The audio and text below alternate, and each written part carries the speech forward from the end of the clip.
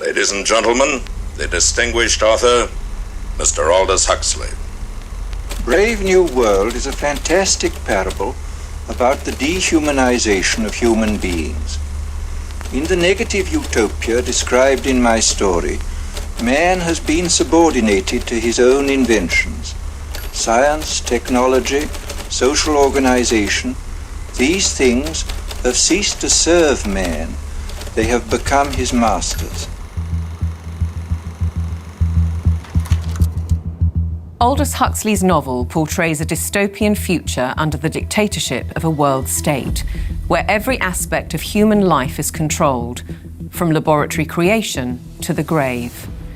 He described the story as fantasy, but later wrote, "The prophecies made in 1931 are coming true much sooner than I thought they would. The nightmare of total organization has emerged and is now awaiting us, just around the next corner." With the rise of brain-computer interfaces and biometric sensors and so forth, all the bodies, all the brains would be connected together to a network, and you won't be able to survive if you're disconnected from the net. All life on Earth is going to be radically changed. It's a fusion of the physical, the digital, and the biological world. It's changing who we are.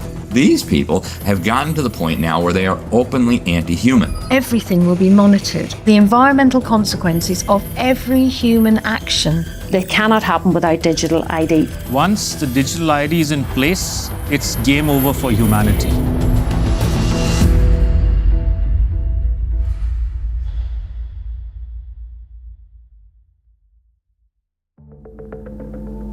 The ideology of a world dictated through science is deep-rooted.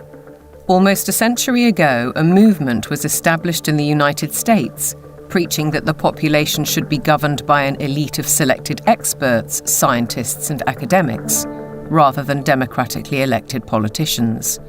They called it technocracy.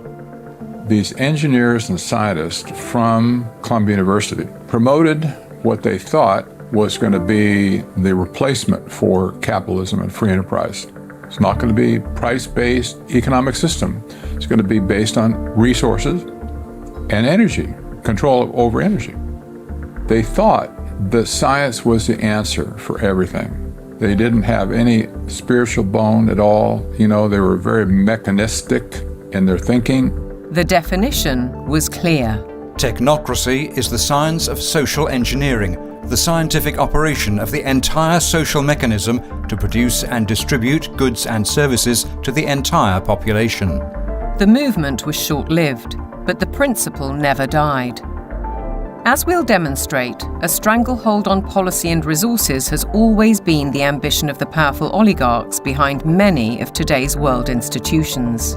It seems to me that there's a very strong drift in the direction of globalization, of the ultimate centralization of control in the hands of unelected officials at supranational organizations. The lust to control other human beings is a story as old as time. They want all of the resources of the world in their pocket. They do not want you and me to have anything. It's in writing all over the World Economic Forum's website.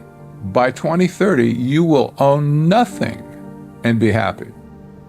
That's an oxymoron. If you don't have anything in your name, you ain't going to be happy about it. The World Economic Forum may have called that infamous phrase a prediction, but it translates as a statement of intent on behalf of its global power brokers. The bigger picture is that an attempt is underway now to collapse liberal democracy and replace it with global technocracy. What I call an omni-war is now underway, which is to say that the transnational ruling class is literally, it's not a metaphor, is literally at war with the rest of humanity and has weaponized everything that it can. This is a coup. They can remove the power from the parliament and the legislative branch and consolidate it into a monetary system which has complete control. That control is now entirely achievable because the would-be controllers finally have the tools to execute it.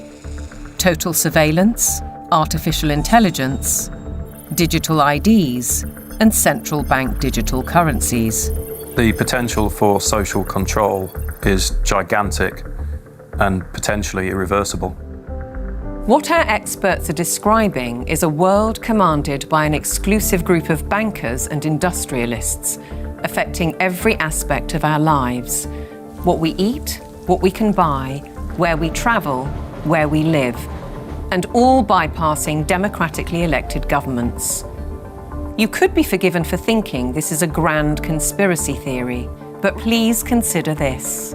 The term conspiracy theory has become one of the most successful propaganda terms of all time in closing down discussion and debate. It's a thought-terminating cliche, but nevertheless, it's surprisingly effective when you try to calmly present evidence in a factual and reasoned manner. In this film, we will present evidence that the global takeover is not only possible, it's actually happening, and has been decades in the making. They plan to commandeer land, reduce farming, and radically change the food we eat, transform the supply of electricity, and then dictate how we use it, and replace currency with a system of credits, under their control. It's a classic template. To win the war, take control of food, of energy, and of money. And here's the key. All three strategies are built on the premise of a climate crisis caused by carbon dioxide, a gas that is actually vital for life on the planet. So what if the whole carbon narrative was one gargantuan lie? A political maneuver to establish their brave new world. A big lie is a lie which is told on such a scale that ordinary people simply would not imagine it to be possible. People with empathy can't fathom that a group of people would organize and engineer this kind of mass atrocity to get where they want to go. It should come as no surprise that financial kingpins are calling the shots. And it's certainly no conspiracy theory when banking executives spell out their intentions.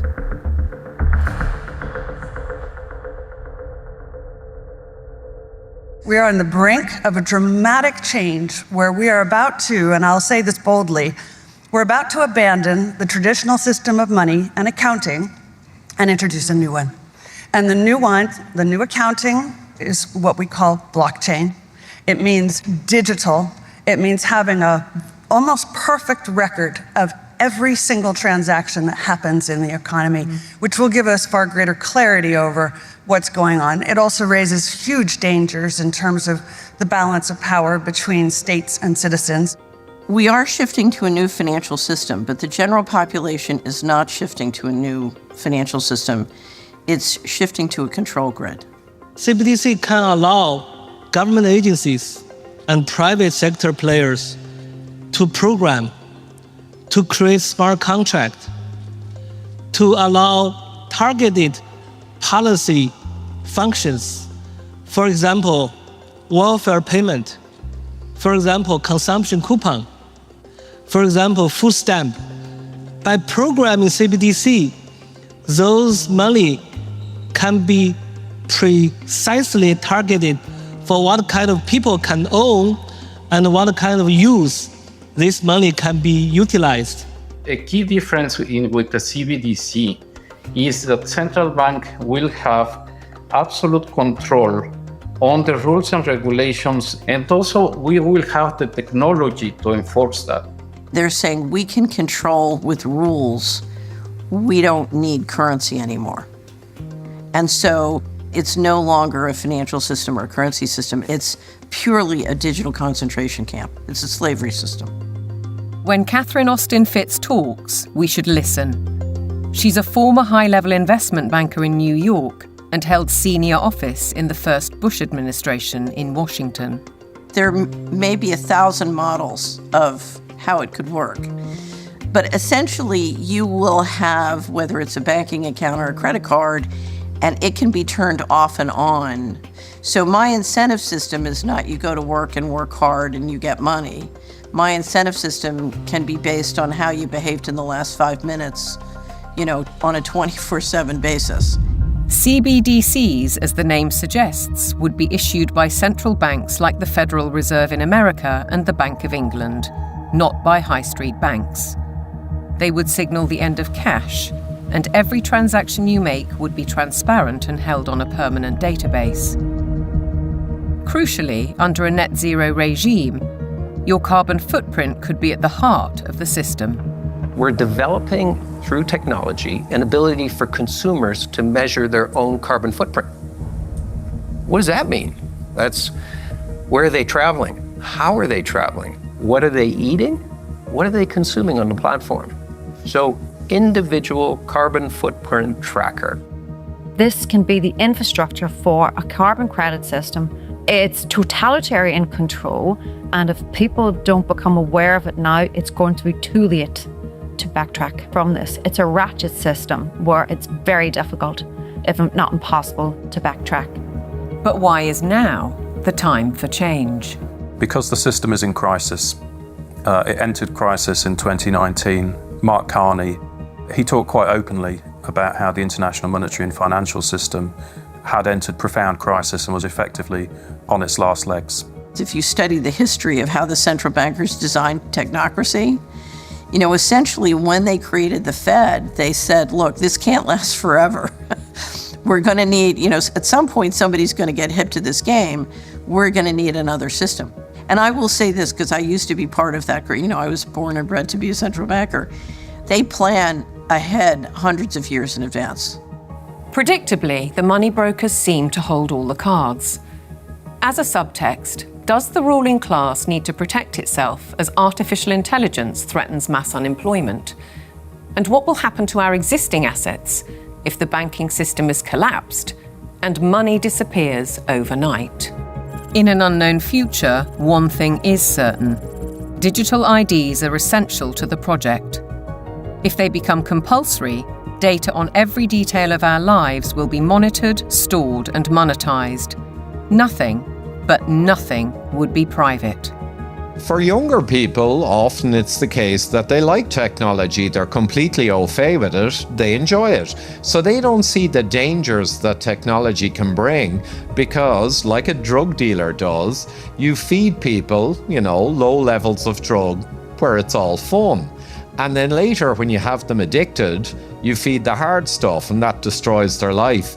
So in a similar way, all of this technology is currently pretty much nice, but when the central bank digital currency comes in and the control comes in and the censorship systems, then the younger people will realize all too late in many cases that they've walked themselves into a trap.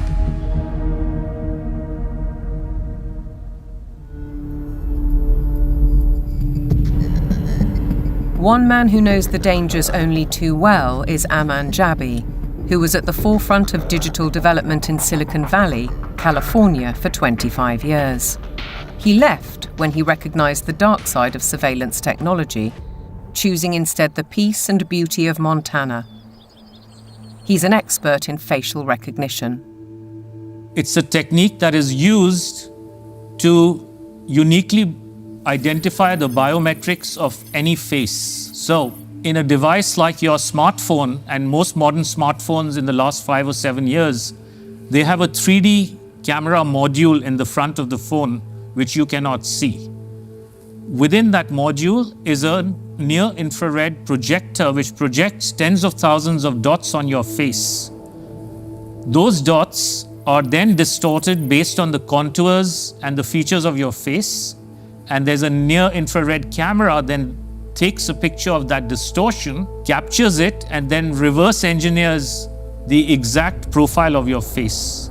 In the longer term, facial recognition will be used to unlock your digital identity, which is going to be a tool of control for the agendas that are coming down the pipeline. Elements of that control are already with us. Alexa, good morning. Good morning. You are never alone in your home, and this is why. All your devices at home and all smart appliances, they are all connected on a wireless network. Many of these devices will have cameras, many will have microphones, and so they are monitoring everything all the time. Your smart appliances are communicating with the smart meter and sending it real-time usage data. If there's a Ring camera also in your home, a mesh network is formed and all your devices are being tracked within the home, its location, its usage, and all the data is going to Amazon servers. When you leave your home, all modern vehicles are connected to the internet, so your automobile is being tracked all the time. When you're going under a string of smart LED poles and smart LED lights on the highway and in the streets of your towns and cities, those form a wireless network and are tracking your vehicle. They are tracking all the devices on you, from smartphones to smartwatches when you're walking on the streets. So data is being collected 24/7 continuously on every human being whenever you are within these wireless networks. And it's obviously not good for health also because of all the electromagnetic radiation. In the long term, the plan is to pretty much lock up humanity in smart cities, which is kind of a superset of a 15-minute city. They've sold all the state and local governments and countries that smart cities are about sustainability and the good of the city. But in reality, the language from the UN and WEF and their white papers is all inverted. So, air monitoring is really about limiting mobility and no car ownership. Right? Surveillance, control via LED grid is why the smart lighting is there. Water management is about water rationing, noise pollution is about speech surveillance, traffic monitoring is about limiting mobility, and then, of course, energy conservation is all about rationing heat, electricity, and gasoline.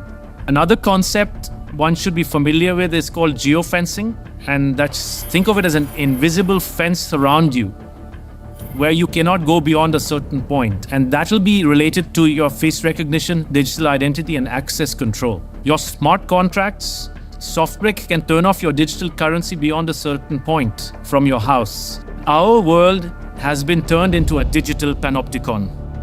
That means you can be monitored, analyzed, managed, and monetized.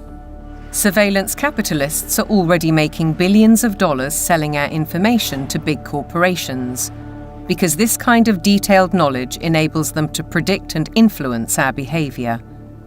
Worse, our children are being exploited. There are a lot of board games and other games that are already in the market and have been for over 2 years that have cameras inside and underneath these LED screens that are observing and scoring and emotionally calibrating the faces of all the children. So are all the iPads that they use in schools. They're all manipulating children's behavior by what they display on the screens. And child data is big business. There's a concept called social impact investing, which people should read up on. If your kids are in schools, they are already being traded on Wall Street in real time. They can bet on groups of kids whether they're going to be successful or not, whether they're going to become computer scientists or environmental engineers.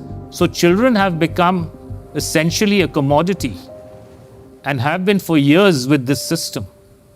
And once it's fully in place, it is going to be used to fully control the behavior of children as well as how they behave with respect to, diversity, equity, inclusivity, etc. The Chinese have already gone one step further. Classrooms have robots that analyze students' health and engagement levels. Students wear uniforms with chips that track their locations. There are even surveillance cameras that monitor how often students check their phones or yawn during classes. These sensors pick up electrical signals sent by neurons in the brain. The neural data is then sent in real time to the teacher's computer. We've been drawn into this digital spy network in the name of convenience, connectivity, safety, and especially entertainment. The 3D world of cyberspace creates virtual lives that are often more exciting than reality. Why is this technology being developed? It's all for the culmination of this digital prison from which there will be no escape after all the switches are turned on. The critical switch would be the introduction of those digital IDs and central bank financial control, a world of zero trust. Zero trust is based on a simple principle. Never trust, always verify. Zero Trust is a protocol that is implemented by cybersecurity companies. And what it really means is we don't trust you, and you have to prove who you are all the time, 24/7. So think of it as going from a world of implicit allow to default deny. In tomorrow's world, once Zero Trust is implemented in, say, retail, everything will be behind plexiglass doors with a 3D camera, and it'll only be unlocked through your digital identity and facial recognition if you have the available carbon credits in your digital currency. If you've reached the limit of your allowance, it could be access denied. This would apply to fuel, to travel, to meat and dairy products, to clothes and other consumer goods. Because everything in life could be valued by its carbon footprint. Even access to the internet could be denied. So the new world of Zero Trust is really a world of locks. It's like an inverted prison. You are supposedly free to roam about, but everything you want to access is behind lock and key.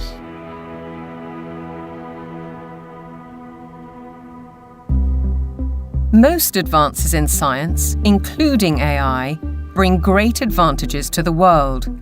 They can enhance and improve human endeavour in almost every walk of life. But you don't have to be a scientist to see the flip side. They're constantly monitored by facial recognition cameras that are able to instantly put a face to a name. Now, the Chinese are also ranked, given a mark out of a possible 950 points.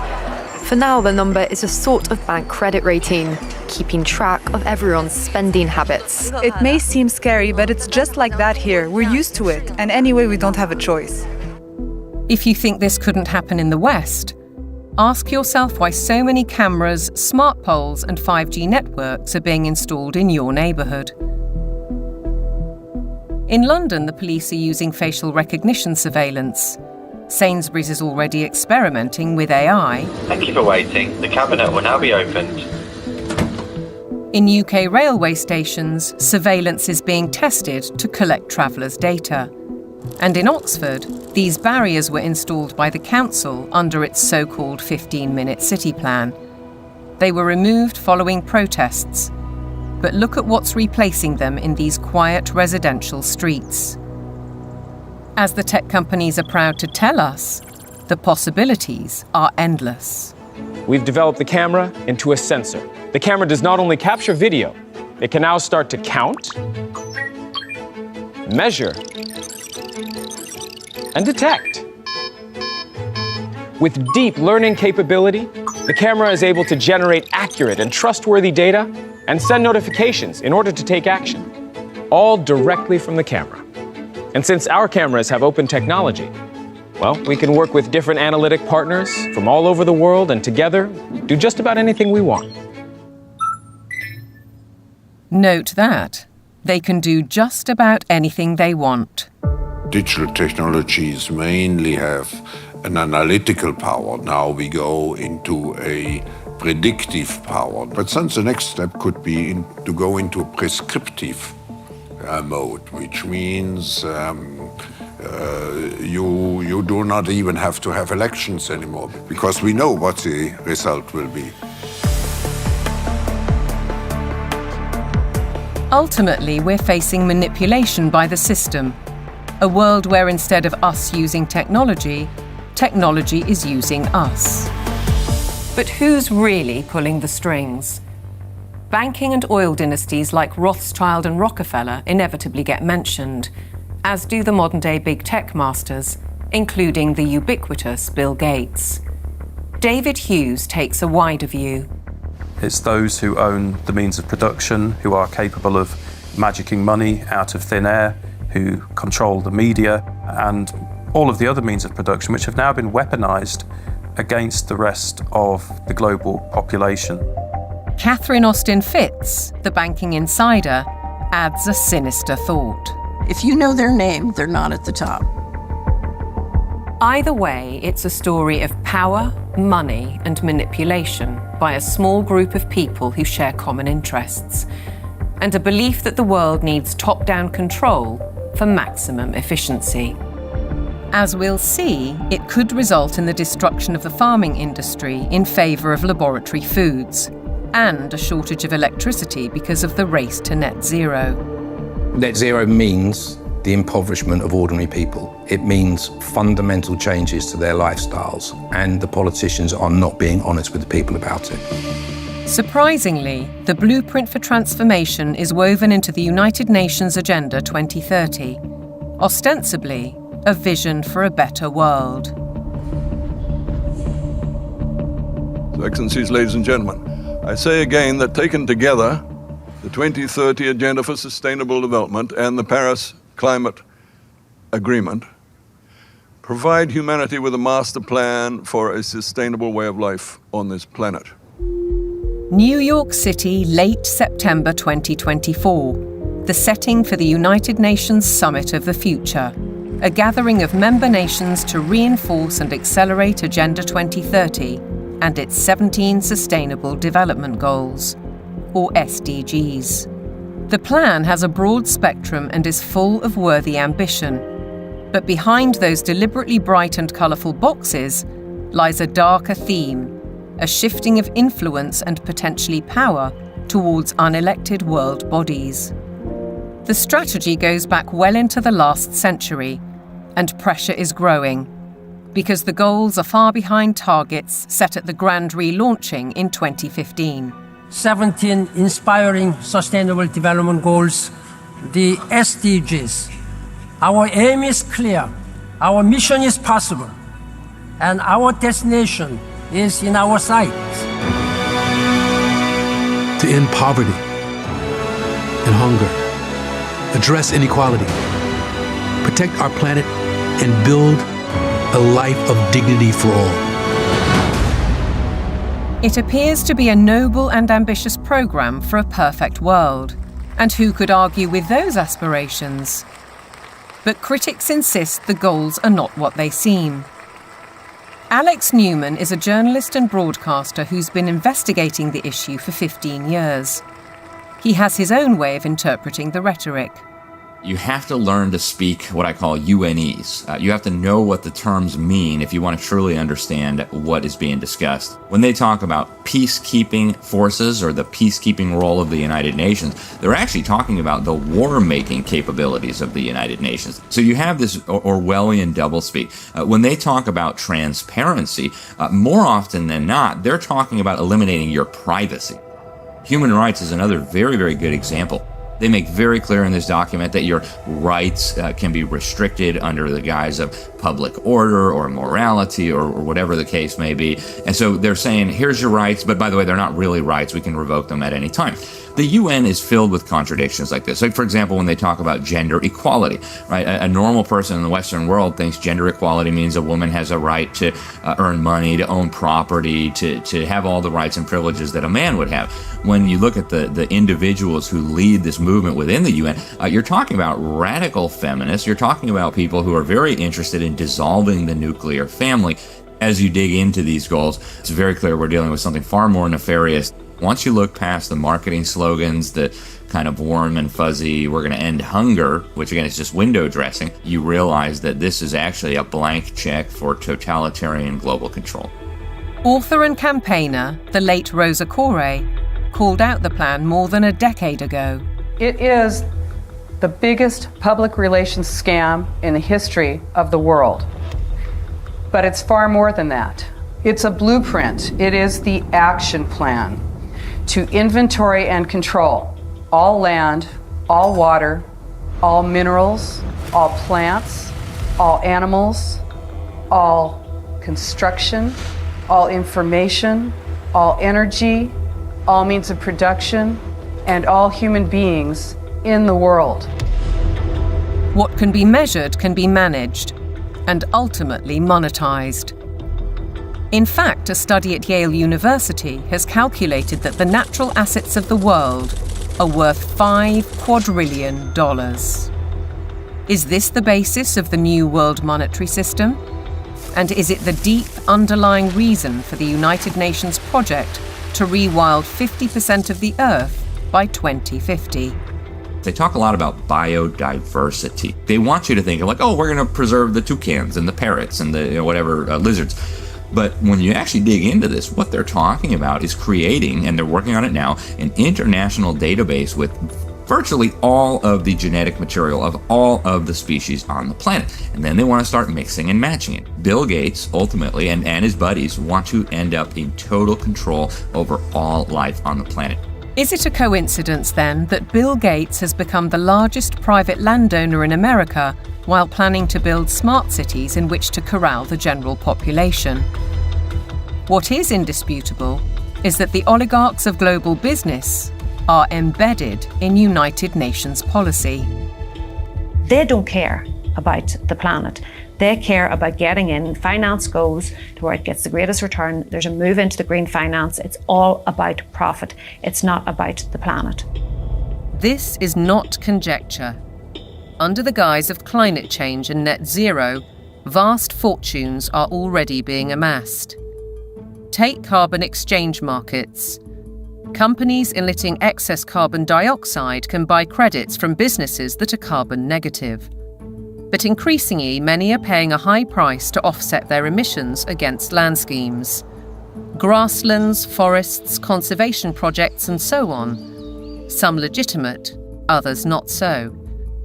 Either way, the brokers and middlemen get rich, while having no impact on actual carbon emissions. We've also seen the emergence of natural asset companies, whose name says it all. They identify the asset and then issue shares in that asset out of thin air, essentially. And they can sell it to financial institutions, asset managers, sovereign wealth funds. And then they go public and have an IPO, and that funding is, they say, meant to preserve the natural asset. But elsewhere, they say that their main purpose, like so much else, is to generate profit for shareholders. It has nothing to do with preserving the environment. That is literally just the talking point they think will stick and sell. We're all in it together. We got to save the planet. So let's allow the bankers to create a new racket that makes the natural world collateral. So if everything in nature is to be traded on financial markets, setting a value on the land we walk on and the air we breathe, why do we, the public, have no say? There's no route that an ordinary person can take to make a representation to United Nations. So it's fundamentally undemocratic. What it has done is build relationships with billionaires. Right from the start, the rich and powerful have enjoyed undue influence in the UN's inner sanctum. In fact, the Rockefeller family part-financed its headquarters in Manhattan. To hand you, Mr. Lee, my father's check. Thank you, Mr. Rockefeller. Between them, the Rockefeller family has funded hundreds of organizations and, as a consequence, spread their authority on civil society, institutions, banking, education, and global politics. The Rockefellers always believed in world governance. In the 1950s, their Special Studies Project report declared, "The UN stands finally as a symbol of the world order that will one day be built." In 1973, David Rockefeller co-founded a non-governmental organization which still carries international power today, the Trilateral Commission. Its stated objectives revived technocracy and in turn planted the seeds of the UN's Sustainable Development Agenda. They said at the time that they were going to create a new international economic order. It was all over the literature. The goal of the new international economic order was not to get richer in the sense of money.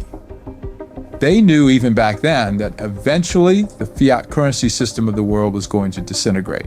So the goal became to actually capture the physical resources of the world. All wealth historically has come out of the ground. They wanted to take away everything that they could possibly take away from the nation states of the world and from private individuals of the world and stuff it into the global common trust where they would administrate it and they would be the ones getting licenses for the resources to turn around and make stuff. The financial kingpins have long seen themselves as masters of the universe, manipulating global affairs through institutions like the International Monetary Fund and the World Bank. Is Agenda 2030 the defining act for complete control?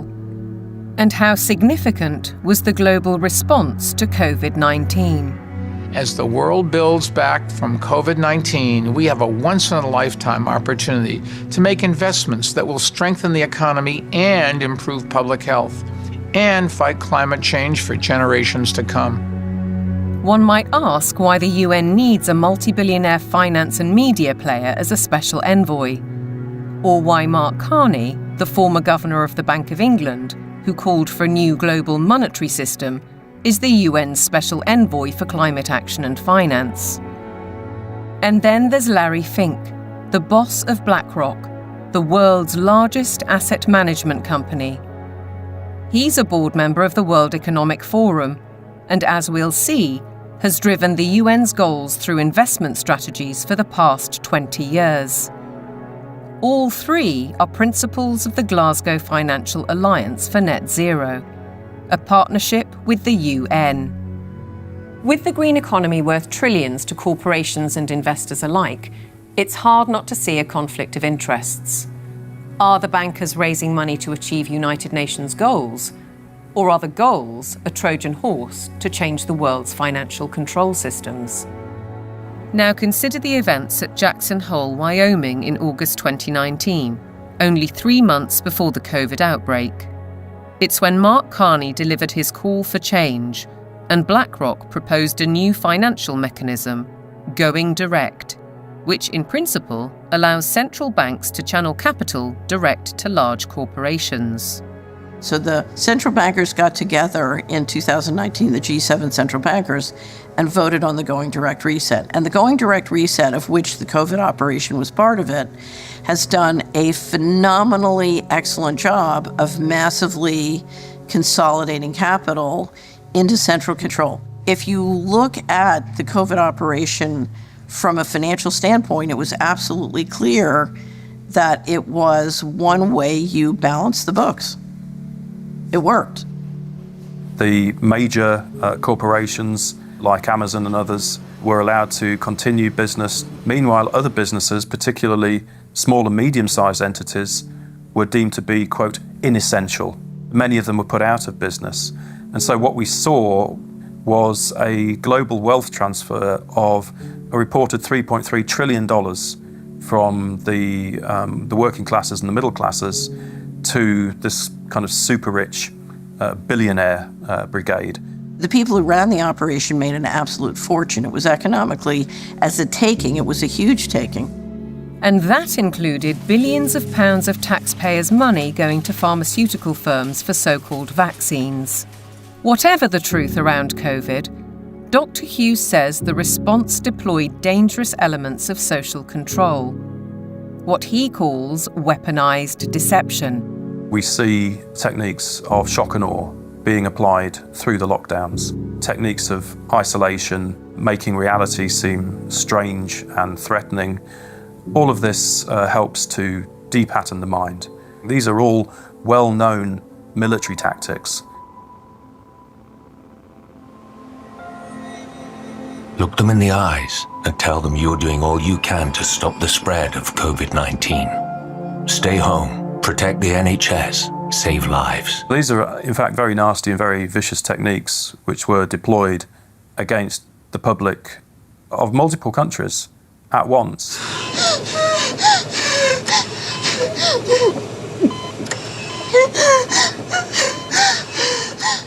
These are forms of serious psychological abuse. I think once the public starts to understand that, there's going to be a very severe pushback against everything that's happened. The general population cannot fathom the psychopathy of the vision that they're facing. So they can't fathom that a group of people would organize and engineer this kind of mass atrocity to get where they want to go. Be aware then of the World Health Organization, the UN's most powerful agency. Since COVID, the WHO has sought to increase that power to unprecedented levels through amendments to its pandemic treaty and the international health regulations. A key driver is its One Health initiative. One Health is a concept that was created to enable the WHO, with these documents, to take over jurisdiction of everything in the world by saying that climate change, animals, plants, water systems, ecosystems are all central to health. That places the Director General in a key position to influence world events, another potential conflict of interests given the WHO's financial backing, particularly from the pharmaceutical sector. Its accounts for 2022 show that an eye-watering 84%, or $3.656 billion of income, came from voluntary donations. The top 4 sources of these donations included the Bill and Melinda Gates Foundation and Gavi, a public-private vaccine alliance also heavily supported by Gates. People see the WHO as a benign organisation, and there are still areas where the WHO does useful stuff. But the biggest focus now is purely on a tiny disease burden where investors can extract a large amount of wealth. This has shifted the WHO's focus very much to this emergency agenda, which is very false. Pandemics are very rare events. This is why we now have a WHO that promotes vaccines all the time, because that's what the money is coming in to support. So instead of being a World Health Organization, we have a World Vaccine Organization, and that seems to be the only thing they're touting. What's in the treaty has got nothing to do with health. It's a business deal focused on the most profitable business imaginable, pandemic profiteering. The other part of it, they're setting up a huge surveillance network. We're talking about $31 billion a year. They have to surveil for variants of viruses, and they will find them. They just have to decide there's a threat, not even a real harm. Experts are preparing for what is known as Disease X, or the next pandemic virus. They're creating a supranational, self-perpetuating pandemic industry. The latest scare is monkeypox, renamed Mpox, a disease highly unlikely to affect the general population. Nevertheless, the WHO has acted. The emergency committee met and advised me that, in its view, the situation constitutes a public health emergency of international concern. If you get to declare the emergency and then profit from it, there's a big problem, isn't there? It's essentially a build-out of big pharma, and the WHO is essentially looking to be their marketing and distribution arm worldwide. WHO! The people say no! WHO! The people say no! We're fighting for really the right to own our own lives. We're fighting for that freedom versus a sort of corporate authoritarian structure or medical fascist structure, which is what is clearly interests are trying to impose on us. Changes to the WHO's regulations are expected to be voted through in the coming months. As we speak, the UK government is fully behind them. Meanwhile, in common with many other global institutions, the WHO tries to silence criticism and dissent, branding it misinformation. The science, it says, is settled. Digital platforms are being misused to subvert science and spread disinformation and hate to billions of people. This clear and present global threat demands clear and coordinated global action.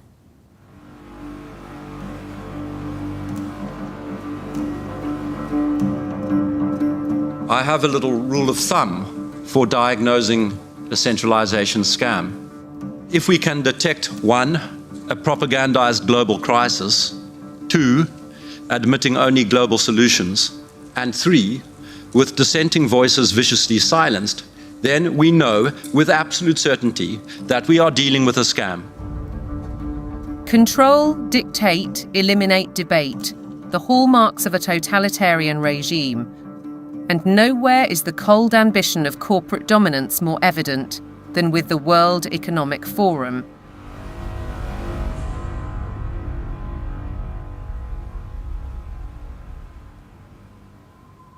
Klaus Schwab founded the WEF in 1971. His mentor was Henry Kissinger, statesman, political shaper, and close confidant of the Rockefellers. The organisation now employs 800 people and has programmes in business, academia, and in training future global leaders. It's far more than its famous annual meeting in Davos. Over the last 50 years, the World Economic Forum has blossomed into an enormously influential organization with all of the major corporations as stakeholders or trustees and all funding the World Economic Forum to ultimately fund the UN World Government Plans and Agenda 2030. Klaus Schwab is the public face of stakeholder capitalism, a planned system of central ownership and control that has little to do with democratic process and is uncomfortably close to communism. It's a partnership between global corporations, governments, and what Schwab refers to as civil society, NGOs, and so-called think tanks. The agenda is driven by finance, which gives the unelected and unaccountable oligarchs huge influence, if not control, over policy. The UK's Prime Minister, himself a one-time member of the Trilateral Commission, has already declared his interest. You have to choose now between Davos or Westminster. Davos. Why? Because Westminster is too constrained, and it's closed, and we're not having meaning. Once you get out of Westminster, whether it's Davos or anywhere else, you actually engage with people that you can see working with in the future. Westminster is just a tribal shouting place. Starmer seems to forget that he is elected by the people, to serve the people through Parliament. That's his democratic duty. And while he refuses to listen to our farmers, he entertains the globalists in Downing Street and publicly doubles down on his philosophy. I'm determined to deliver growth, create wealth, and put more money in people's pockets. This can only be achieved by working in partnership with leading businesses like BlackRock to capitalise on the UK's position as a world-leading hub for investment. To underline the influence of non-elected, unaccountable policy drivers, consider this document from 2004. It was commissioned by the UN and produced by financial institutions, including the World Bank. It cited research by the WEF. The result was the emergence of environmental, social, and governance metrics, ESGs. The ESG is an attempt to turn financial power into governance without going through the democratic process, without the normal process of making law.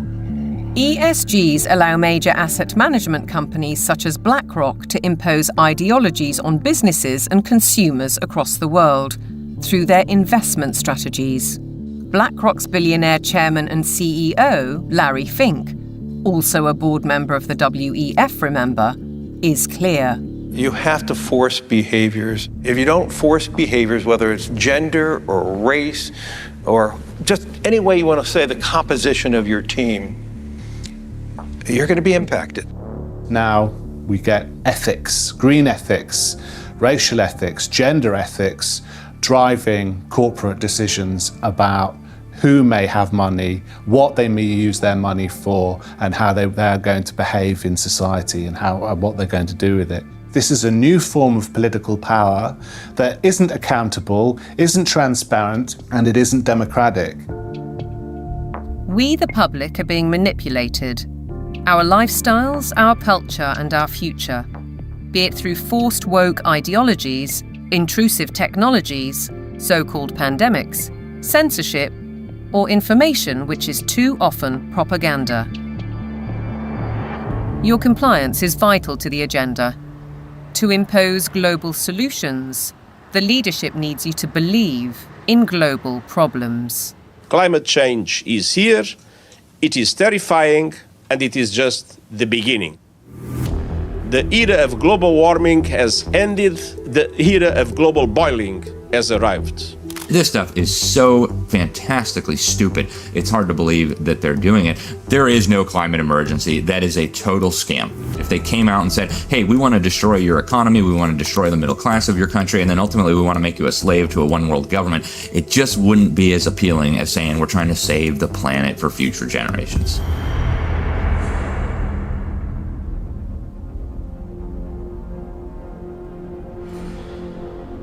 "2024, with the hottest day on record and the hottest months on record, this is almost certain to be the hottest year on record. And the masterclass in climate destruction." Statements such as that are amplified by emotional footage from all over the world. But is any of it true? I do not think there's a climate crisis, and I base that on all the evidence and the climate data sets that we build to answer questions just like that. We actually use satellites to monitor the global temperature, the true global temperature of the atmosphere. And we find there is a rise. It's about 1.5 degrees per century, which is certainly something that's manageable and the Earth has seen before. Compared to the 19th century, which was about the coolest century in the past 10,000 years, we're warmer. But we're about the same as we were 1,000 years ago, and certainly cooler than we were about 5,000 to 8,000 years ago. John Christie is a highly regarded climate scientist who developed the measurement of accurate temperature records using satellites. His evidence is critically inconvenient to the climate change industry. I'm not popular in most of the climate community, that's for sure, because much of the climate community depends on climate model results. Tens and hundreds of millions of dollars have gone into that industry of climate modeling, and I show, well, you folks have failed. But yet they prop up the entire political world that tends to support this. In 2017, I came to work and there were 7 bullet holes in our office suite. And so some people are pretty upset that the evidence that we build and show that can stand the test of time and can stand up to cross-examination is just not going along with their issues and their desires. So let's consider these statistics on the Earth's atmosphere.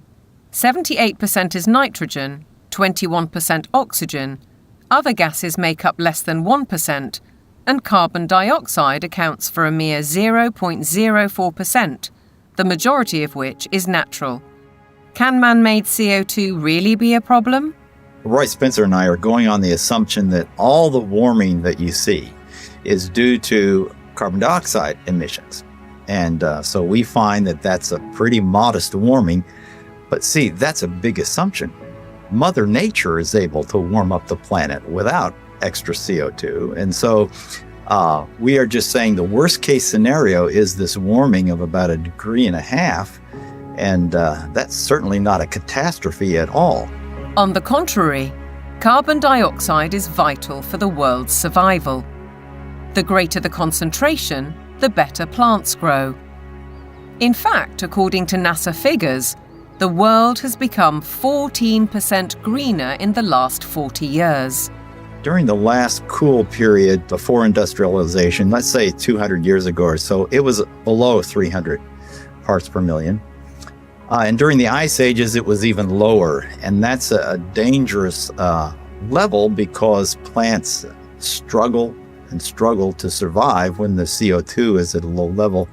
And so the biosphere becomes less diverse and less available to support the animal life. So low CO2 is not good for the planet as a whole.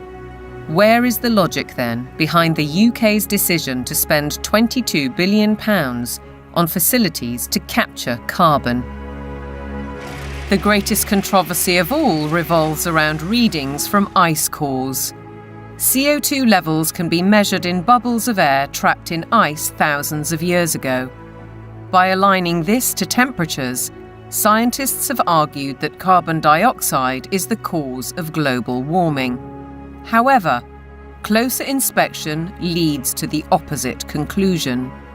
Once the temperature starts to rise, you will see the carbon dioxide rise about 500 to 1,000 years after. So the CO2 actually lags the temperature changes. But what of the extreme weather events, which are increasing and driven by climate change, according to everyone from the top of the United Nations down?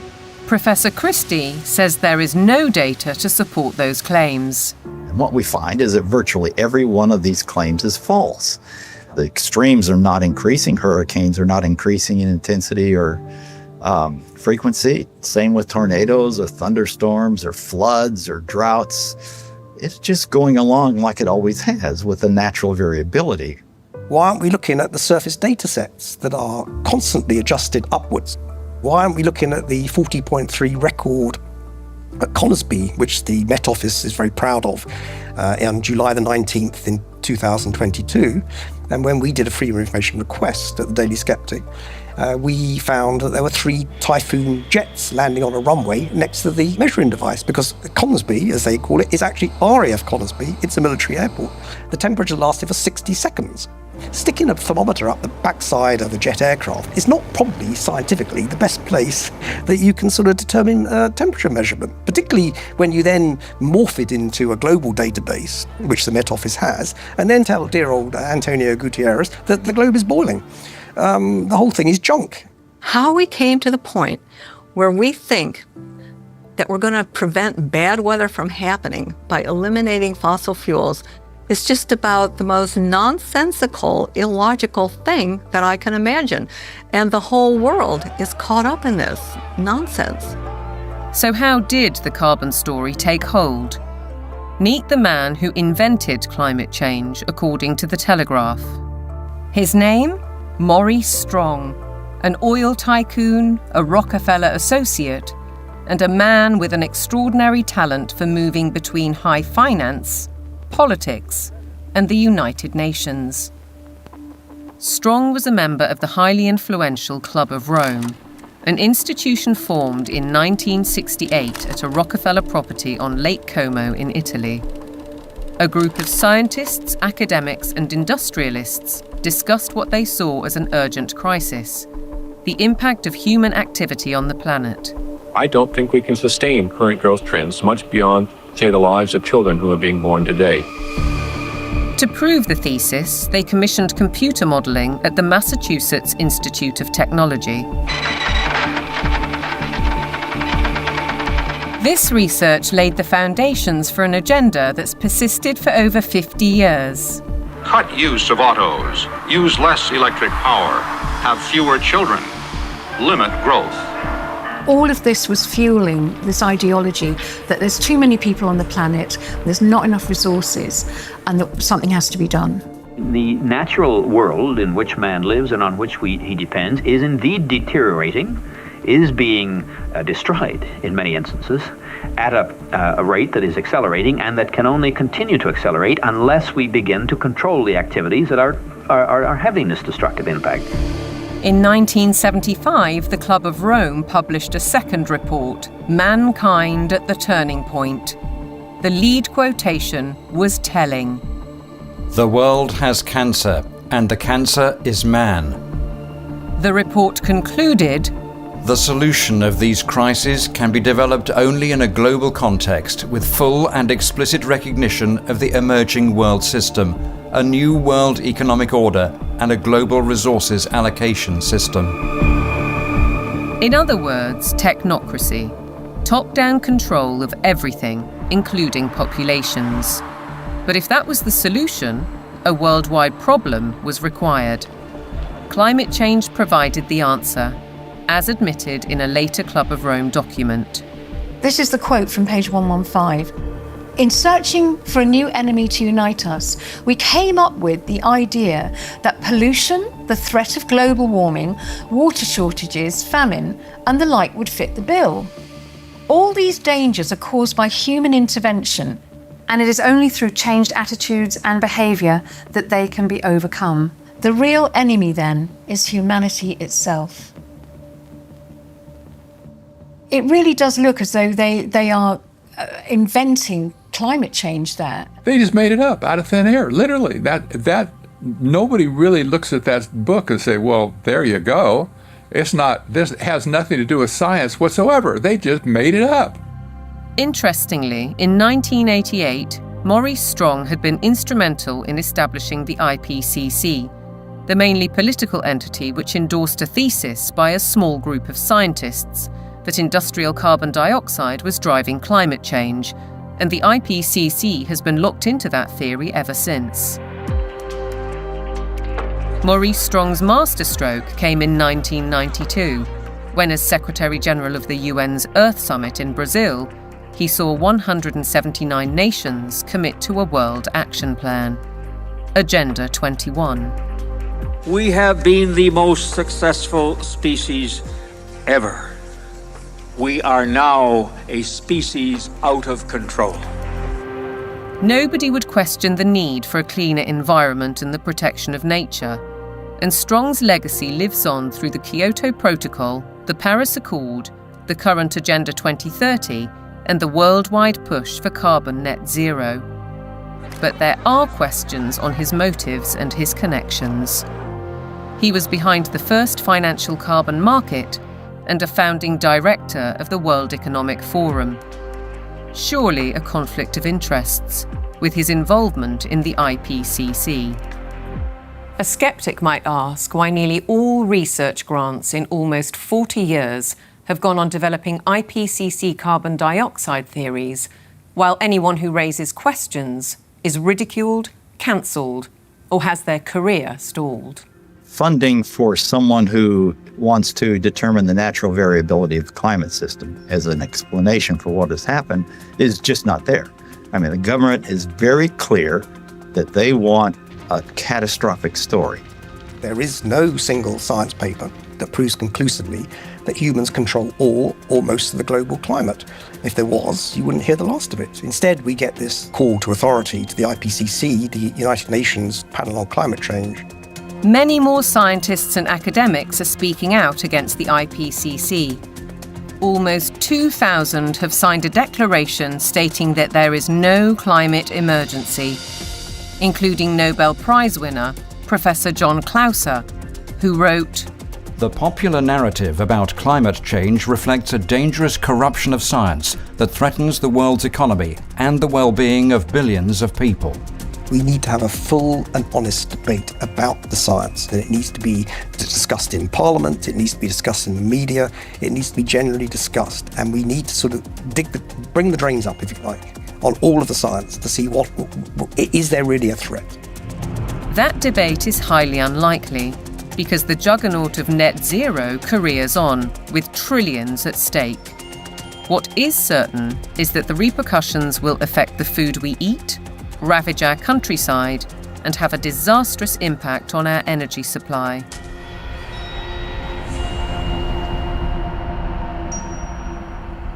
If you cannot set a credible course for net zero, with 2025 and 2030 targets covering all your operations, you should not be in business. Well, net zero is insanity. It's pure insanity. I mean, the idea that you can remove 85% of the world's energy, which comes from hydrocarbons, within less than 30 years and replace it with the sunbeams and the breezes. It shows a complete lack of economics, societal effect. It shows a simple lack of the progress that we've made over 300 years. Nevertheless, net zero is enshrined in UK law, with the government passing the Climate Change Act in 2008.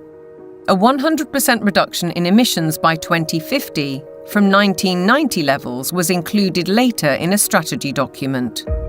But experts argue that the policy is fatally flawed. Europe's mad dash towards net zero is effectively economic suicide.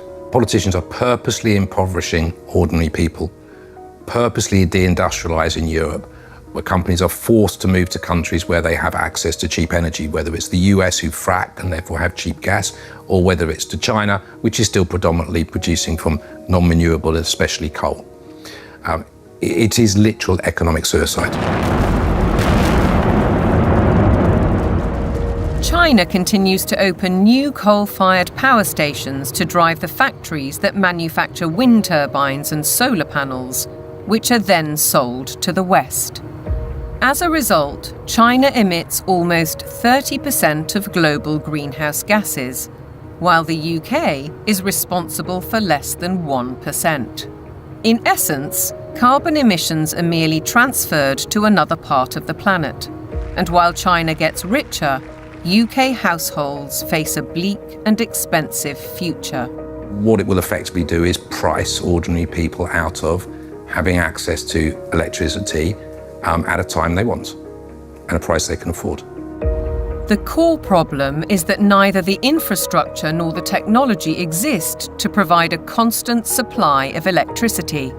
The proportion of time that solar actually generates electricity is actually 9% in the UK. That means that for 90% of the time, solar doesn't generate the average amount of electricity that its capacity can generate.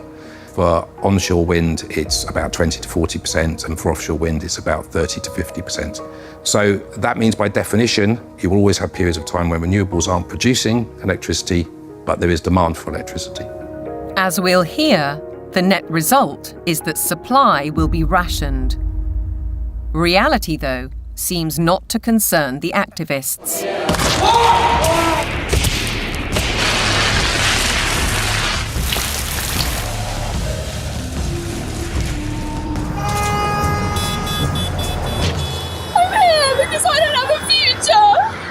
I look at some of these hysterical youngsters and some of the hysterical oldsters as well, screaming about the climate is collapsing and all that sort of thing. And you think you haven't got a clue what would happen if you removed hydrocarbons. You haven't got a clue. You'd be back in service, like probably your ancestors were. You'd be skivvying on the land, in big houses with warlords, calling themselves aristocracy and all that sort of stuff. You want to go back to that? Fine, get rid of hydrocarbons. Many of these apparently grassroots protest groups are backed by organisations such as the Climate Emergency Fund, financed by billionaires like the oil heiress, Aileen Getty. And if they claim to be environmentalists, they conveniently ignore the bigger picture.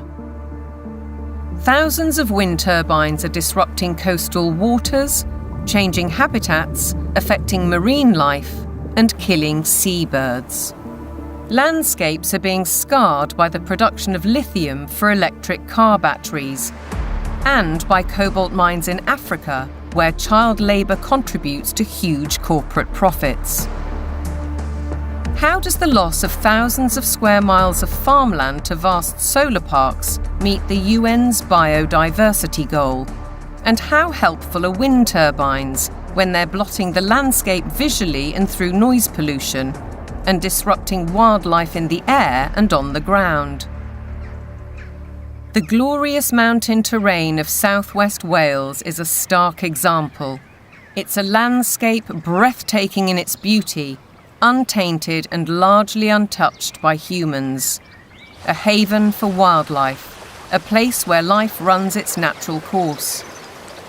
Yet this is what's planned: mega turbines designed for offshore, reaching 700 feet into the air and dwarfing the hilltop forests. Planning permission is being sought for the so-called Bryn Cadwyn Energy Park.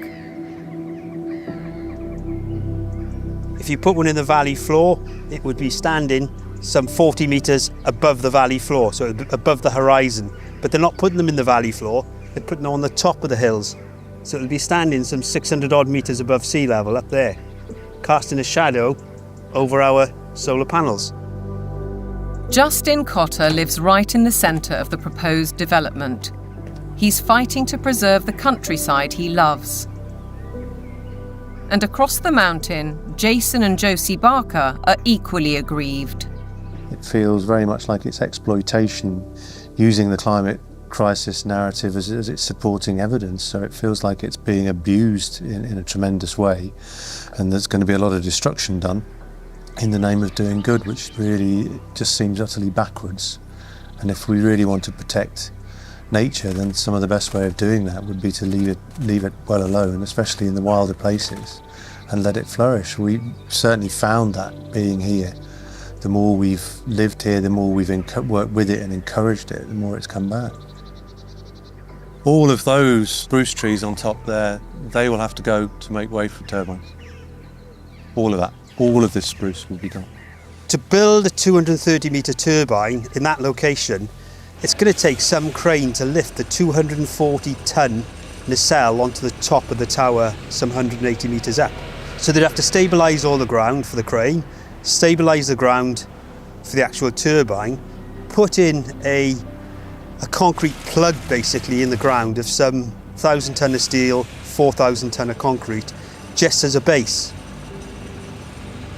They'll need to be lit. It'll take away the dark skies. It's totally devastating. It would just be catastrophic damage and destruction. The roadways up through these valleys, they're Welsh valleys, they're all twists and turns. They're going to have to straighten out the valleys. Where you've got steep hills, they're going to have to level out those hills. There's a 200-metre drop into the actual valley itself. So they're going to have to create gradients that machinery carrying 400-tonne loads can actually traverse and get up. The locals argue that there are much better ways of creating clean energy, such as solar panels on industrial sites. Areas of natural beauty should be respected. This is about preserving and protecting this sacred land. We need to speak up and protect the environment. It's just tremendous amount of damage in the name of saving the planet. It does make you ask the question of what is it we're actually saving if we're paving it over. It doesn't make any sense at all in my head.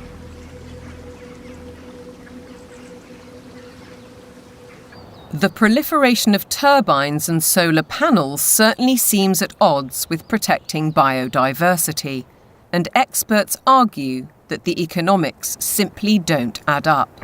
If we are going to go on to full net zero, we not only have to change our electrical system, but we have to change the other 66% or more of the rest of our energy needs as well. So we need to triple the amount of renewables just to cover our present electricity generation. And then we need to triple again to cover all of the other usages like, transport, space heating, and industry.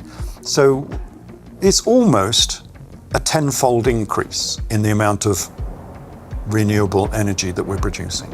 Ralph Ellis has analysed 3 government reports and says all have grossly underestimated costs. 2 of the reports ignore the need for that crucial backup when the wind doesn't blow and the sun doesn't shine. At present, this is the only such site, Dinorwig in Wales. But going by the government's own figures, Ellis says the equivalent of 2,000 Dinorwigs would be required. The overall cost would run into trillions of pounds. It's an energy fantasy because none of this has been thought through. Battery plants are one alternative to back up the national grid, like this one already constructed in Australia. But again, they offer limited supply. We're facing a situation where, if fossil fuels are eliminated, it will be impossible to maintain a constant supply of electricity. You can't instantly put on new supply, so what you have to do is control demand. And to be honest, they're quite open with this. If you look at the National Grid's latest paper on this, they talk about demand management. And the system is, electricity will only be available at a price you can afford when the wind is blowing and when the sun is shining. And when the wind isn't blowing and the sun isn't shining and the 1 or 2 hours of battery storage have been used up, the way they will reduce demand is by simply increasing the price of electricity so that demand falls to the available level of supply.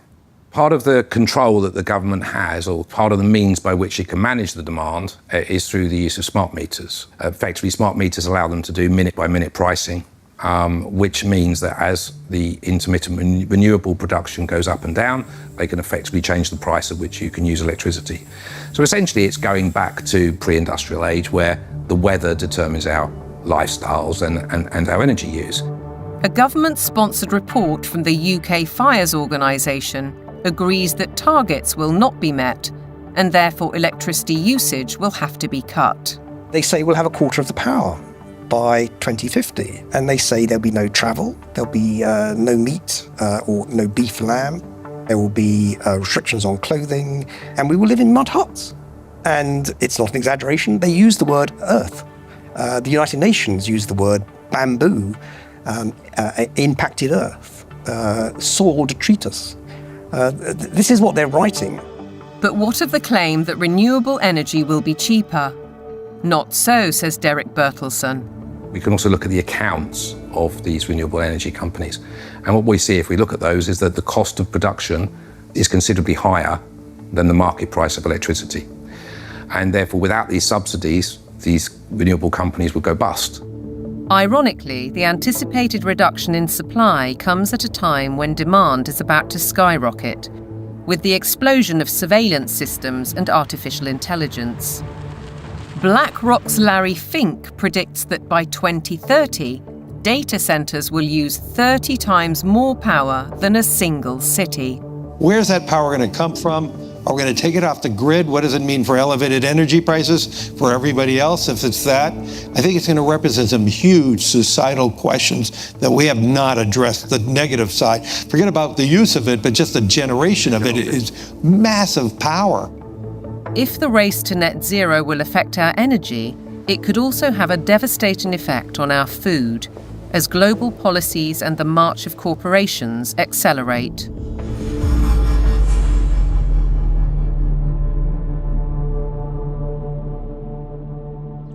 Farming has been at the heart of our lives for generations, but to the climate change advocates, suddenly it's a threat. A lot of people have no clue that agriculture contributes about 33% of all the emissions of the world. You just can't continue to both warm the planet while also expecting to feed it. Doesn't work.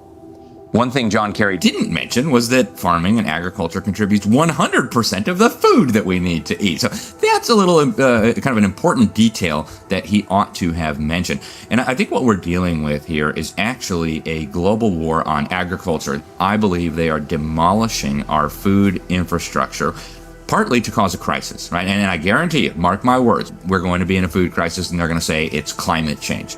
I wouldn't say it's about saving the planet, no. I would say it's about land grab and about profiteering and corporatization of our food sector. It's basically the pharmaceutical industry taking over the food supply. If I can switch everybody from real food to pharma food, then 100% of the agriculture industry can go through my publicly traded stocks, and I have complete control. So the idea is we get rid of farmers, we kill any naturally grown food, and we engineer food in manufacturing plants and laboratories. But I assure you that those guys are not eating this. Bill Gates is one of the familiar corporate faces, and he's investing heavily in the food revolution under the guise of avoiding climate disaster. Cows alone account for about 6% of global emissions. So we need to change cows.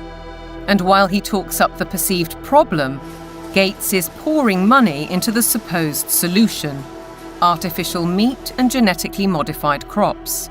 Crucially, anything that is invented or altered can be patented. The core of his agenda is he wants to do in agriculture and pharmaceuticals, by the way, what he did in the computer world.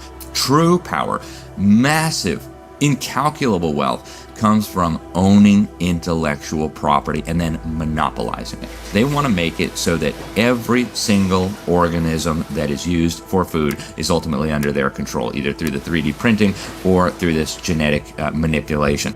So we're moving now very rapidly toward this totally centralized food system where a tiny handful of corporate interests in bed with totalitarian government will dominate the food supply so that there is only a giant public-private partnership with total control of all food, all energy, and I believe water will be next.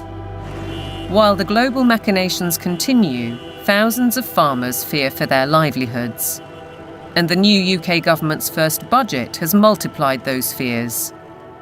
By reducing relief on inheritance tax, they're penalising those who would want to pass their farms to sons or daughters.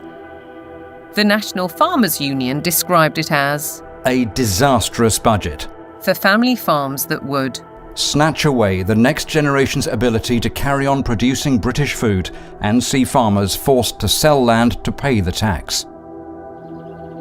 For Kelly Seaton, concern goes well beyond her family farm in Cheshire.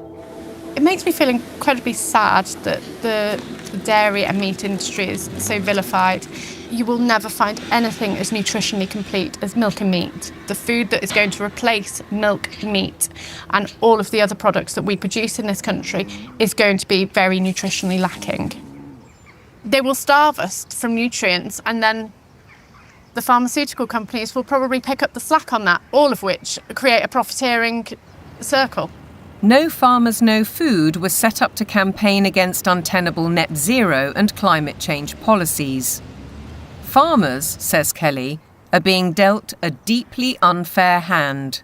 When cows are blamed for climate change, it does make you question everything. And I think this is where a lot of farmers are waking up to the fact that there's a lot of lies being told to us. The problem with the current carbon system is that a lot of big corporations are offsetting their carbon. So most dairy producers now especially, but other farmers as well, are having to record their carbon footprint on systems that aren't fit for purpose. They are woo-woo figures pulled from the sky, quite frankly, and then the big corporations are using that data to offset their carbon so that they can look better, again, at the same time as beating us with a stick and saying that we're the ones killing the planet with these girls. The methane emitted by cows' digestive system is part of the argument against them, but Kelly says that's just hot air. The grass that they eat would produce the same amount of methane whether they ate it or not. Okay, they do speed that up, but the other thing they give us is this, muck, which we put on the fields to fertilise the fields and reduces our reliance on buying in fertiliser. 200 miles to the south, Ed Rhodes farms 188 acres of Devon countryside. He's not part of the No Farmers, No Food movement, but agrees that the whole narrative on cows and climate change is wrong. As farmers, we recycle carbon all the time. That's what we do. You could almost define farmers as carbon recyclers. We're an organic beef, sheep and vegetable farm. We run a fairly traditional system of rotational farming. We'll have a field which would be growing a brassica crop for 1 year, a non-brassica crop for another year, such as broad beans or sweet corn, and then we have a break for that field, so it goes into a predominantly grass and clover mix. That allows the soil to recover from the work that we've done with it while we've had the vegetables growing. It also allows things like the clover to put nitrogen back into the soil. So the livestock are absolutely essential for grazing that grassland. We also mow it so that the hay, the silage that we take from those fields are fed to the cattle in the winter.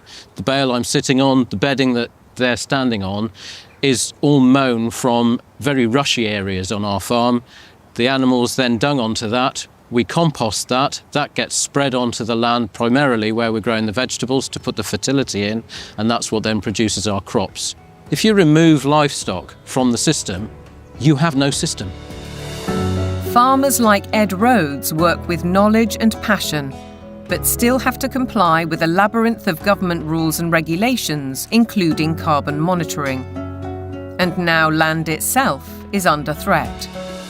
Corporations such as British Airways are buying farms to plant trees for carbon offsets, while other areas are being declared sites of special scientific interest, restricting or even preventing use for crops and livestock.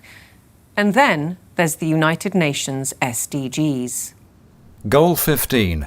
Protect, restore and promote sustainable use of terrestrial ecosystems. Consequently, rewilding programmes are impacting farmland across the world. In the UK, for example, the government is planning to set apart 1,200 square miles for wildlife habitat by 2042. That's an area almost as large as Cornwall. And in America, dams are being removed and river courses reopened, disrupting water supplies for crops. Goal 13 states, take urgent action to combat climate change and its impacts. As a result, the Dutch government plans to close 3,000 farms to meet EU emissions targets, drawing widespread protests. And in Denmark, farmers face paying £80 for every cow they own in a world-first tax on meat. Goal 7.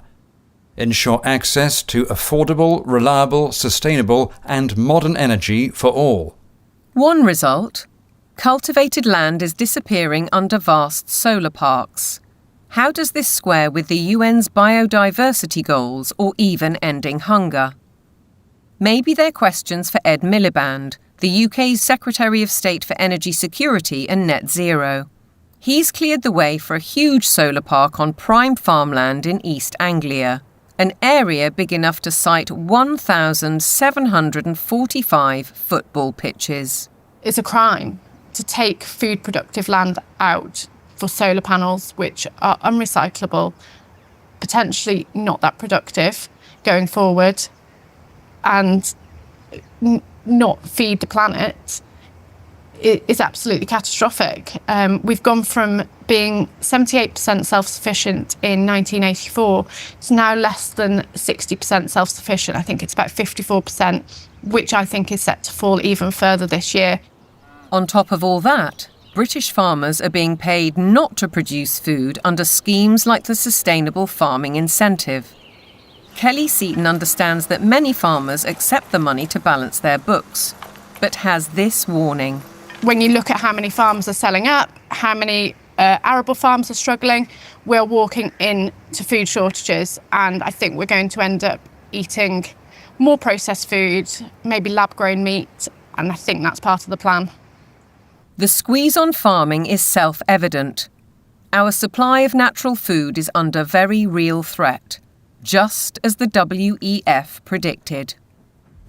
Worse than that, Catherine Austin Fitz says that with programmable currency, you wouldn't have a choice. No one in their right mind would ever eat this stuff.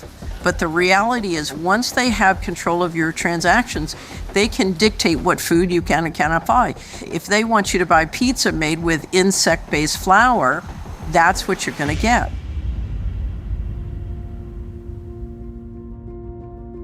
There's an energy crisis. Even though there is an abundance of energy, there's a food crisis, even though there's plenty of food to feed the world. There's a water crisis, even though 70% of the Earth's surface is covered with it. There's an air crisis where CO2 is declared the enemy of mankind, even though it's necessary for life to exist on Earth. There's a resource crisis, even though there are abundant resources to support everyone. What's with us here, you know? Who created all these crises? They did it. Just as clear as the nose on my face. It's all been a sham. All the essential things of life, they've been declared to be scarce, because things that are scarce you can control. The architects of such globalist trajectories, all the Kissingers, Rockefellers, Schwabs, Carneys, Strongs, Carstens, are held out as great intellects. But they are nothing of the sort. We know, both in theory and in practice, that centralization causes nothing but misery, because it destroys the mechanisms of error correction, leading to doubling down on flawed policies. And yet the creed of global dominance continues apace. Through the WHO's so-called Pandemic Agreement, its One Health Initiative, and ultimately the United Nations Agenda 2030. From medical diktats to gender and racial politics to climate change, the indoctrination runs deep.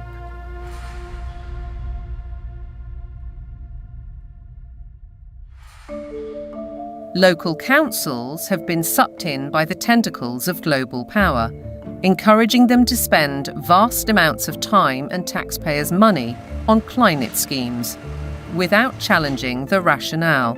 Local councils have taken these actions because they are part of or lobbied by a network of green organisations throughout the United Kingdom, for example, UK 100, there's also C40 Cities, and there's the Global Covenant of Mayors. And these organisations require local authorities to sign pledges that say they're going to ban cars from streets, we're going to make people vegetarian, and we're going to restrict certain forms of trade faster than is required by national government. They've been able to do this because democratic engagement at the local level is so weak. The voters' decisions are completely outweighed by the influence of the green blob, essentially. One organisation, Climate Emergency UK, has introduced scorecards, a league table to compare the progress of councils. It brings both pressure and opportunity. Environmentalism creates the idea that a local councillor is a planet saver. And of course, there are organisations that, like the UK 100, that are going to flatter people in that position. They're going to indulge those people and say how important they are, whereas most of the rest of the public are going to probably see them and say, what the hell are you doing? Ben Pyle emphasises that such organisations are not grassroots initiatives. Civil society has been bought and it's been organised around the interests of its billionaire philanthropists. Newspapers and television also consistently push the same story. We've been hearing about the threat of climate change for decades, but now we can't ignore it. Here, the climate crisis is very real, and it is getting worse. What mainstream media does in following this narrative is that they exclude vast areas of climate science. They exclude all the sceptical scientists. By the BBC, which has done it for 20 years, saying that you cannot have any other view apart from the settled narrative, is doing an enormous disservice to science. Journalists and broadcasters are schooled in the carbon doctrine by organisations such as the Carbon Literacy Project, which claims to have trained 1,000 BBC employees. Meanwhile, Sky joined forces with the psychologists of the Behavioural Insights team to produce this initiative: how the power of television can nudge viewers to decarbonise their lifestyles. The recommendations included: give green content more screen time, more salience in plots and scenes. Use kids' content to encourage positive environmental behaviours amongst children and their parents. How then can we possibly expect impartiality in reporting? Rather, we're served with propaganda, statements that nobody seems willing or able to question. It is unequivocal that human activities are responsible for climate change. I can take current media and almost any climate story I can write, I think, a very effective counter. It's like shooting fish in a barrel. This is endemic to a media that is ill-informed and has an agenda. The agenda is to promote alarm and induce governments to decarbonize. There's an organization called Covering Climate Now, which is a nonprofit membership organization. Their mission is to promote the narrative. They will not allow anything to be broadcast or written that is counter to the narrative. Among the 500 plus media partners on the Covering Climate Now website are Reuters, Bloomberg, ABC, CBS, MSNBC, NBC, Channel 4 News, The Guardian, The Daily Mirror and The Lancet, as well as several British universities. Funders of Covering Climate Now have included the Rockefeller Family Fund, the Rockefeller Family and Associates, and the One Earth Fund. It's true that the mainstream media only report one side of the story and that most of them are in the pocket of the powerful people who are trying to implement these changes. I don't question that at all. But it's also true that people are listening to them less and less and reading them less and less. We see independent media people with much larger audiences than mainstream papers. And I think that phenomenon will gather pace now. That rise in independent voices has seen institutions like the UN, the WEF, big tech companies and broadcasters like the BBC wage war on what they call mis, dis and malinformation. They don't appreciate views they can't control. The fight for truth is on. A partisan media, obsessed local councils, and then there are the universities, which should be the first and last bastions of objective research and open debate. But here too is a story of outside pressure. With the drop in government funding, the shortfall has been made up from other sources, and those tend to be NGOs, private organisations. For example, the Gates Foundation and the Wellcome Trust. Invariably, money from private organisations will come with vested interests. These vested interests, according to Professor Moss, drive university teaching towards business goals and ideologies at the expense of critical thinking and levels of academic achievement. One new initiative is the European Network on Climate and Health Education, led by Glasgow University. Medical students have been trained to accept that climate science is an established fact. Increasingly, climate change is harming people's health. You could say it's the largest health emergency of our time, and I do need to be ready to help tackle this challenge. Can the outcomes really be free of prejudice when the backers include the WHO and major pharmaceutical companies? This new collaboration will help train the next generation of medics with the skills they need to treat the health impacts of climate change and deliver more sustainable healthcare. That's why health leaders from across the public and private sectors are coming together to support this transformative new network. Academics, right from the beginning now, are socialised to orientate their research towards the money. So this, I think, is quite damaging when it comes to fearlessly pursuing the truth wherever it may lead. That doesn't really happen anymore in academia. It's more about pursuing the money, wherever that might lead. It makes me feel distraught. It makes me feel that the whole purpose of university learning has been subverted. The influence and ambition of big business, the mission creep of so-called woke thinking, the cancel culture, the suppression and smearing of those who dare to question. Shockingly, the conditioning starts in the youngest of minds.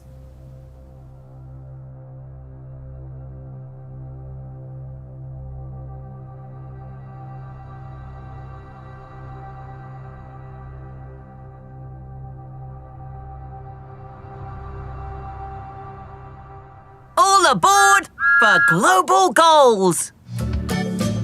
This year, Thomas and his friends have teamed up with the United Nations. The world of young children is supposed to be one of innocence and joy, but it's been permeated by the global ideologies of the United Nations.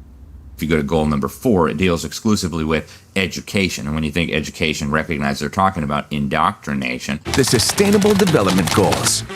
Under the surface of it all is this effort to bring all the children of the world into this one world globalist system.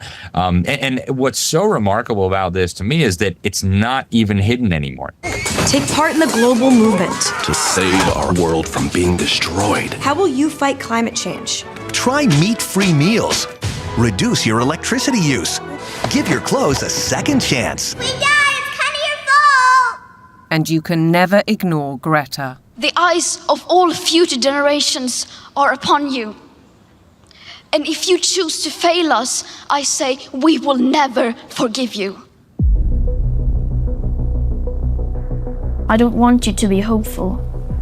I want you to panic. We want action. We want justice. Let's fucking want action. And we want it now. No more coal. No more oil. Keep your... I want you to feel the fear I feel every day. I want you to act as if the house was on fire, because it is. This propaganda relentlessly promoting fear in various ways, be it disease, be it climate, I think is having a very damaging impact on young people's mental health. The disasters that continue increasingly to afflict the natural world have one element that connects them all: the unprecedented increase in the number of human beings on the planet. We're asking children to believe they are a scourge on the planet. I have a problem with children believing they shouldn't be here from the off. How are we ever going to encourage them to have strong mental health and emotional well-being if they believe that their birth is a disaster for the planet? That's not encouraging them to be productive citizens who are making an active contribution to society if they've got to apologise for their very existence. I think it's very dangerous, and I think we need to reverse that as soon as possible. The indoctrination of children is further evidenced across their learning. Objectivity and freedom of thought are being stifled by the persistent pushing of agendas. I undertook a study of secondary school textbooks to see what children are being taught. And what I found was extremely shocking. I found unqualified acceptance of climate change, the wonders of vaccines, GM foods, and very few counter-arguments were presented. If you cannot produce this information that's in the textbooks, you cannot succeed in the school system. If a student undertaking a geography exam, for example, doesn't talk about man-made climate change, then they're very unlikely to hit the top marks. Is it not surprising that the phrase critical thinking actually only occurs in relation to two subjects? One is art and design, and the other is history. Other than that, it's completely absent from the national curriculum. If we have a dumbed-down syllabus, we're actually stunting children's brain capacity and brain potential. While parents may not be fully aware of these issues, many are concerned at the growing trend of gender politics, including transgendering. One former head teacher says his local authority advised teachers not to use the words boy or girl for fear of misgendering anyone.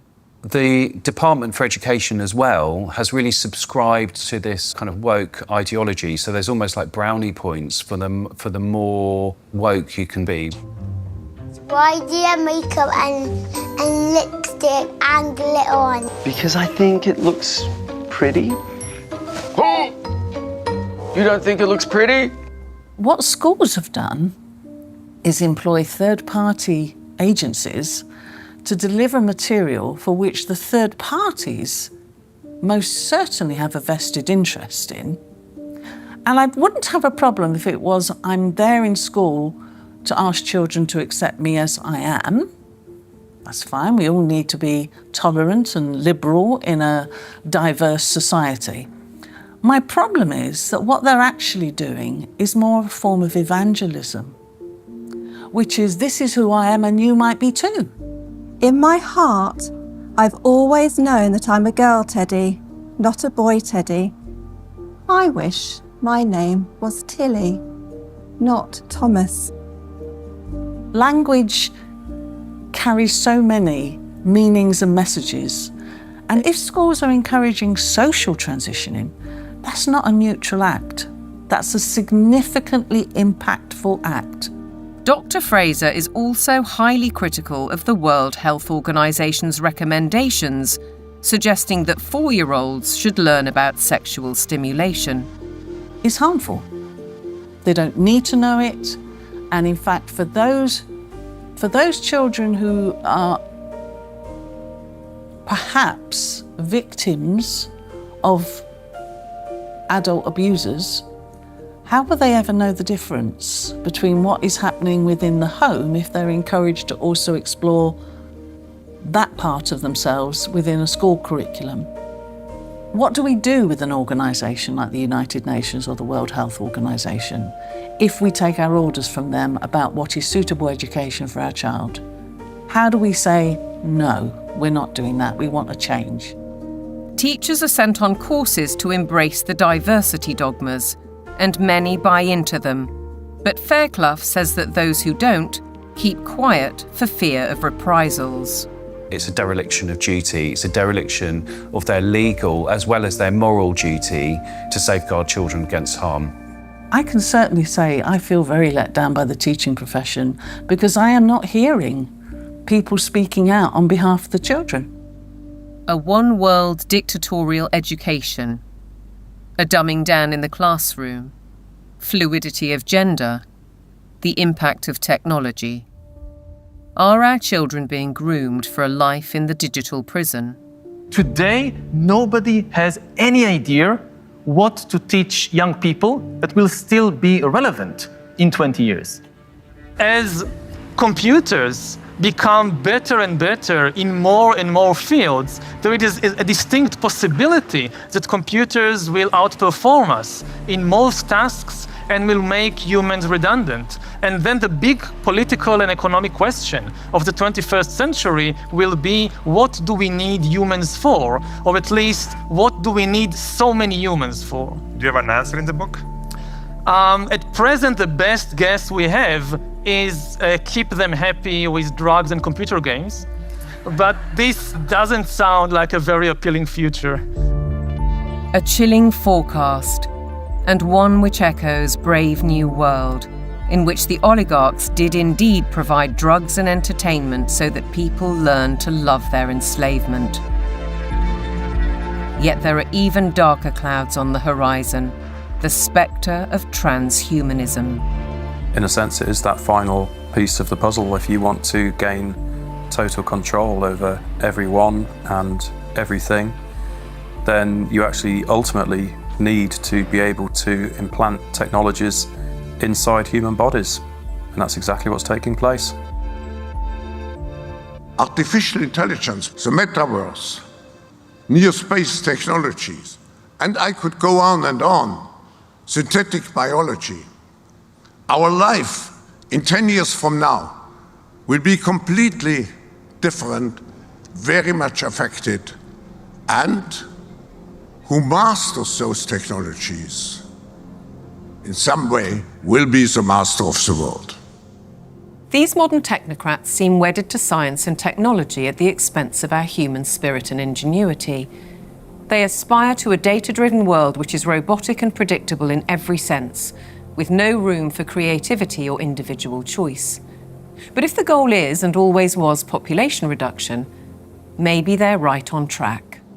We feel too afraid to have kids because we feel that we're heading towards civilization breakdown. People under the age of 35 are more likely to report climate change as a reason not to have children. I've decided not to have kids to do my part for climate change. If I don't think the future is worth anything, then I'm not going to have children. If I think it is worth something, I will have children. I think these ideas have spread like bad viruses, and there's been a lot of investment in promoting some extraordinarily weak ideas.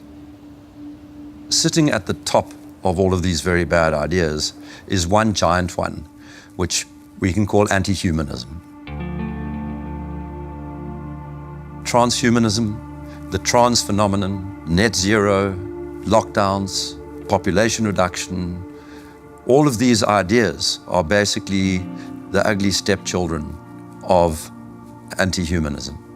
They are, as I read it, essentially two competing ideas in the world at the moment. One is that humans are the best feature of the observable universe, the only creatures capable of creative thought and generativity and of creating explanations for how reality works, that humans ought to be revered and ought to be cherished, that we should plan for their flourishing, that we should be planning for the flourishing of as many people as possible, that human agency ought to be respected, that civil liberties ought to be respected, and that the imposition of top-down, one-size-fits-all policies on humanity is completely incompatible with that kind of worldview. Set up against them are people who regard humans as the scum on the surface of the little blue dot, people who regard humanity as some kind of blight, people who believe that the earth needs rights to protect it from these horrible humans. And I think it is a deeply sad reflection of the state of our societies that so many people live in the latter camp, but I'm definitely not one of them.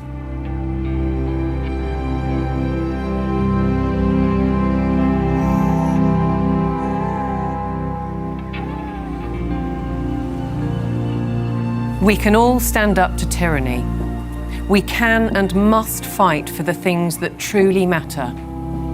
The people we love, the fairness we'd like to see, and the personal freedoms we'd like to experience. We should not be bullied, nor should we accept the influences of those who would split our society, be it by race, by gender, by culture, or anything else we hold dear. And perhaps we should start by limiting our reliance on technology and remembering how creative we can be.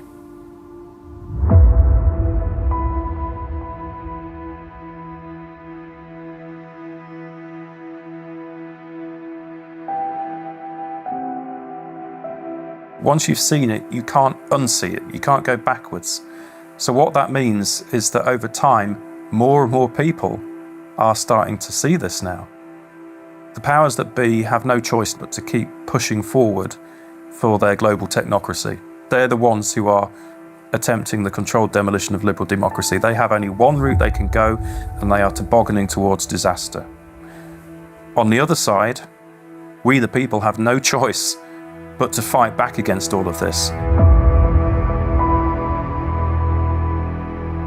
I don't expect that we're going to just be able to tell the truth indefinitely without consequences, but we must continue to do it. We must, for the sake of our children, for the sake of humanity, for the sake of generations yet unborn. We have no option but to stand against this evil. If you look at where this thing is going, I'm not going there, okay? And whether God takes me out or the leadership takes me out, I don't care. I'm not going there. And the only way we cannot go there is if we can find a better pathway. And the only way we're going to find a better pathway is with transparency.